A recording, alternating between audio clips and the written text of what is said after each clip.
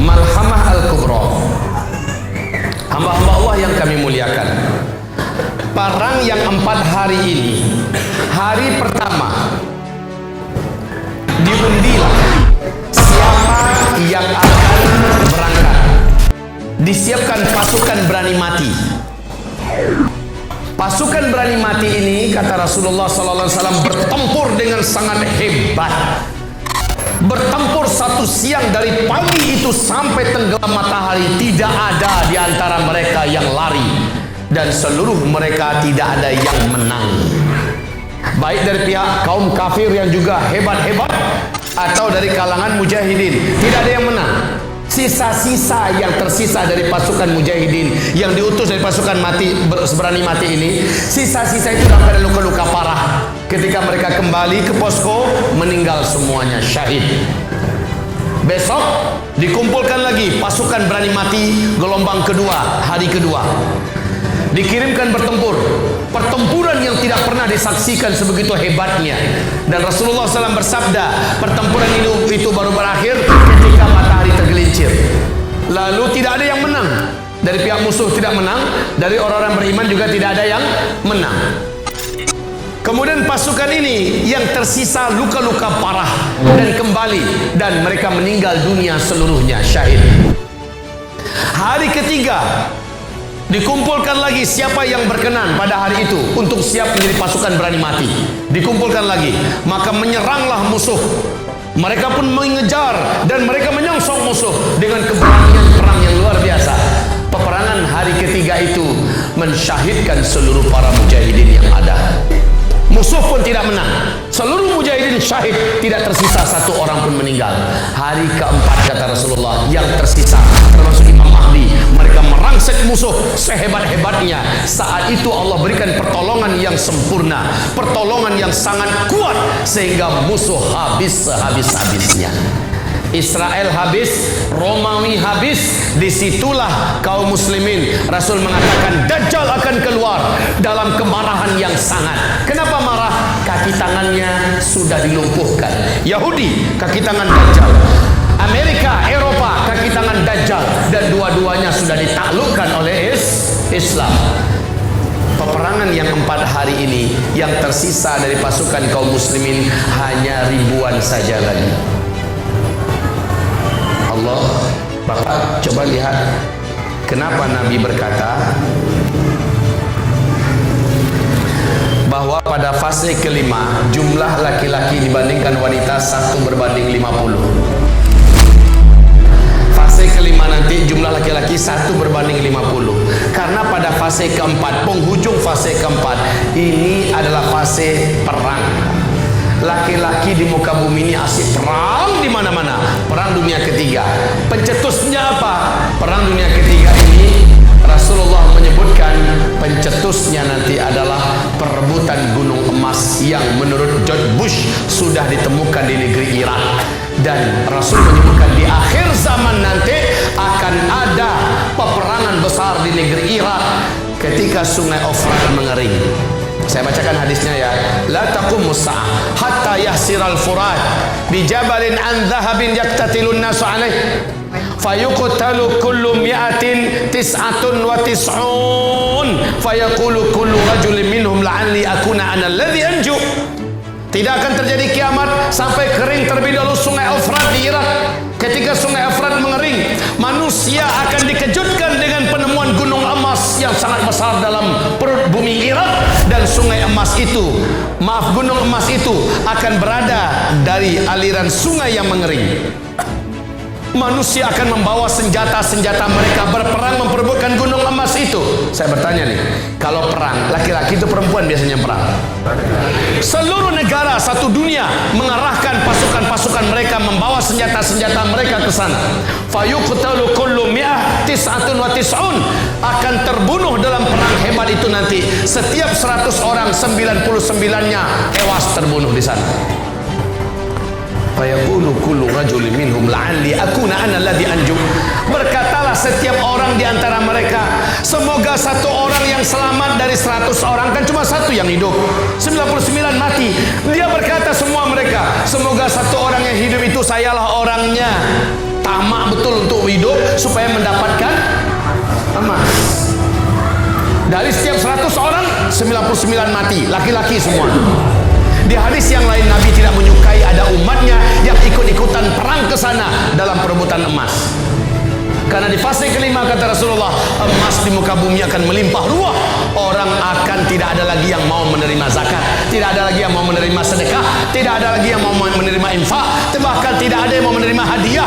Saking makmurnya di fase kelima, isi bumi memuntahkan segala kekayaannya. Maka janganlah sampai dalam perang besar nanti ikut-ikutan umat Islam. Umat Islam cukup fokus perang di belakang Imam Mahdi nanti. Begitu. Dan di sini saja sudah banyak angka kematian kaum laki-laki. Paham sekarang? Ditambah lagi Imam Mahdi memimpin perang blok timur dengan perang blok barat, semuanya perang. Terakhir Malhamah Al-Kubra, tema kita malam ini. Peperangan terbesar antara Islam melawan Romawi, Amerika dan Eropa. Dan di sini jumlah orang beriman yang tersisa, petempur-petempur terbaik yang tersisa setelah Armageddon hanya 2.500-an lebih sedikit ke atas. Jumlah yang sangat sedikit, Pak. Padahal yang datang dari seluruh dunia, termasuk dari Indonesia, akan ada yang sampai ke sana. Insya Allah Ta'ala. Siapa orangnya? Saya tak tahu. Jadi setiap kita pantaskan dirinya.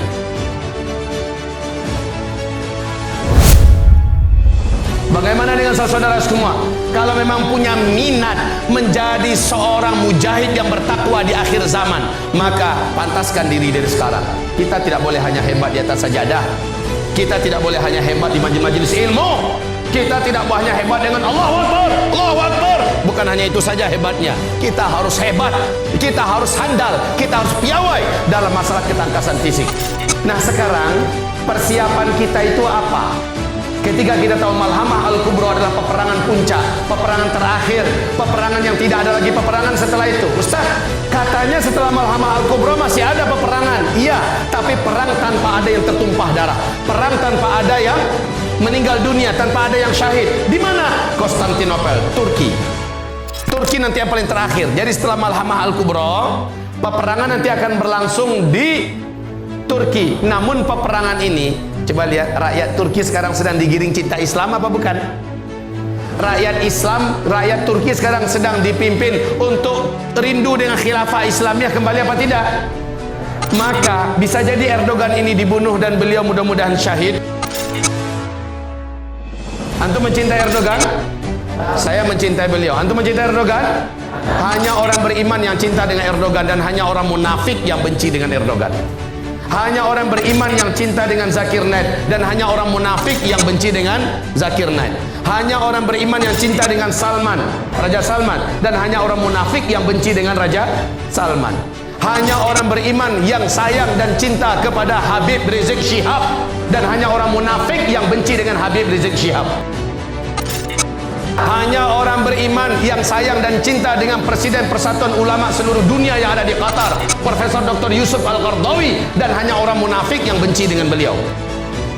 Kalau ada di antara mereka ini termasuk Erdogan dibunuh, wallahu alam, semoga saja beliau syahid.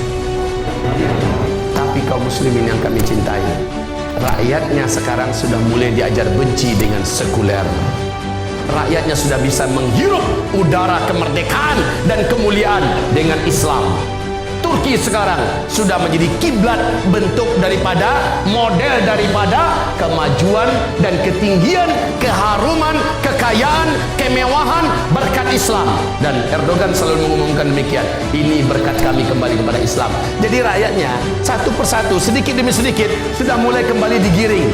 Padahal sekian generasi dimurtadkan oleh sistem sekuler, Pak. Setiap sekian generasi sekarang sudah mulai dikembalikan cinta kepada Islam. Jilbab, bahasa Arab, semua pelajaran kampus-kampus Universitas Islam sudah mulai bermunculan di Turki. Baik, hamba-hamba Allah yang kami cintai, yang kami muliakan. Lalu Konstantinopel ditaklukkan, tapi kata Rasulullah tidak dengan perang.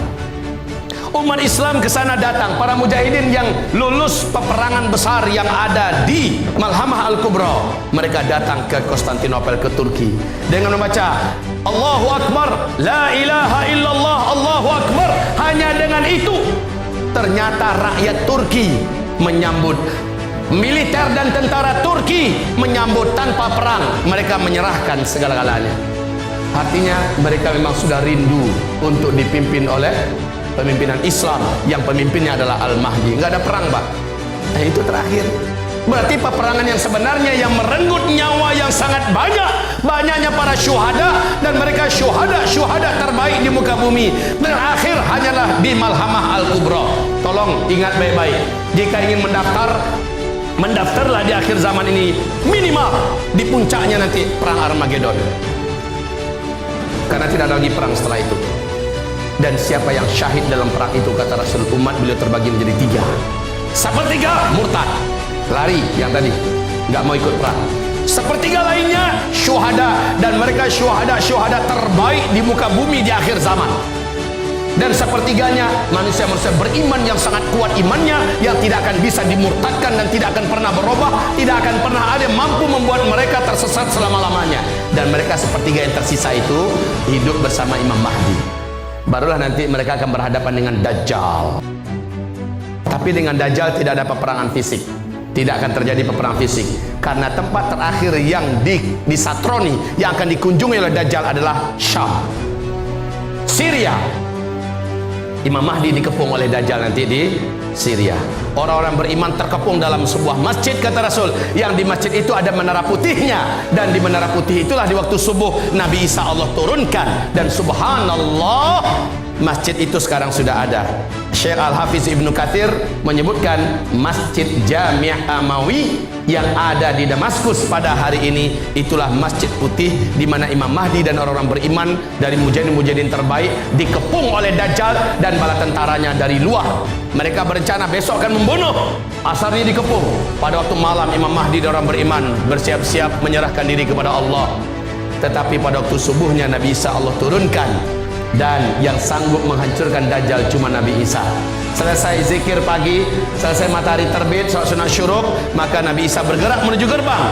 Sementara Dajjal dari luar sudah bergerak ke gerbang pula, ingin menghancurkan gerbang dan menghabisi Imam Mahdi dan orang beriman di dalam. Dajjal nggak nyadar kalau ternyata Nabi Isa juga sudah hadir.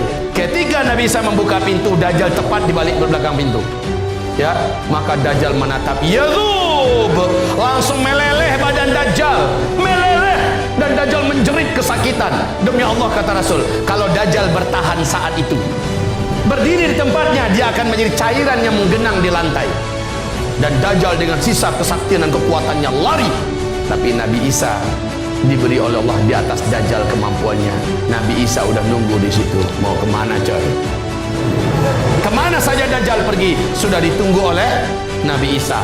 Terakhir, karena jadwal kematian Dajjal sudah dibocorkan oleh malaikat maut kepada Nabi Isa bahwa dia matinya nanti di pintu Lut di Palestina, maka Nabi Isa sudah menunggu di depan pintu Lut. Saat Dajjal muncul di situ, langsung dihunjamkan senjata yang ada di tangan Nabi Isa. Matilah Dajjal. Kamu akan dengar nanti, kata Rasulullah, di Baitul Maqdis di akhir zaman dimerdekakan kembali dan digaungkan khilafah Islamnya.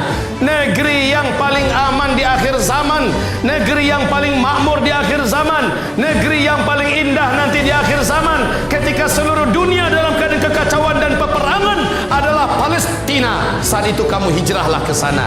Demikian perintah Rasulullah kepada Muadz bin Jabal dan penekanan Rasulullah kepada Ibnu Hawalah agar kita persiapkan diri untuk dipantaskan oleh Allah ada di negeri Syam, khususnya di Palestina.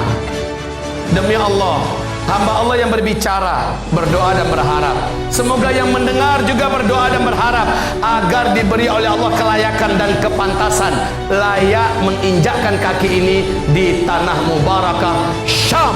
Amin ya rabbal alamin.